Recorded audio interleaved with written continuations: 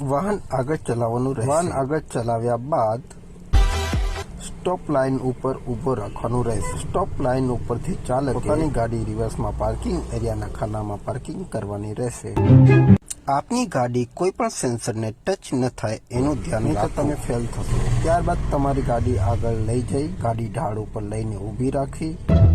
ત્યારબાદ થોડીક વાર ઊભું રહી સિગ્નલ મળે એટલે વાહન આગળ જવા દેવું। વાહન નિયત કરેલા માર્ગથી વધારે પાછું ન જવું જોઈએ।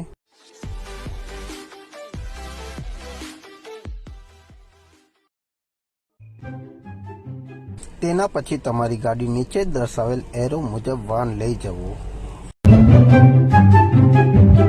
ટ્રેકની બંને બાજુ રાખેલા સેન્સર પોલને વાહન ટકરાય નહીં એનું ધ્યાન રાખવું।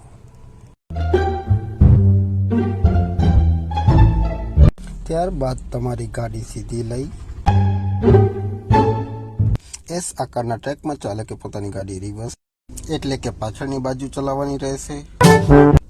ગાડી પાછળની બાજુ ચલાવતી વખતે ચાલકે એસ આકારના ટ્રેકની બંને બાજુ રાખેલા સેન્સર પોલ સાથે ગાડી ટકરાય નહીં તેનું ધ્યાન રાખવું। રિવર્સ ટેસ્ટના અંતિમ છેડા પર લઈ જવાનું રહેશે। રિવર્સ છેડા પર પહોંચ્યા બાદ તમારી ટેસ્ટ પૂર્ણ થઈ ગણાશે।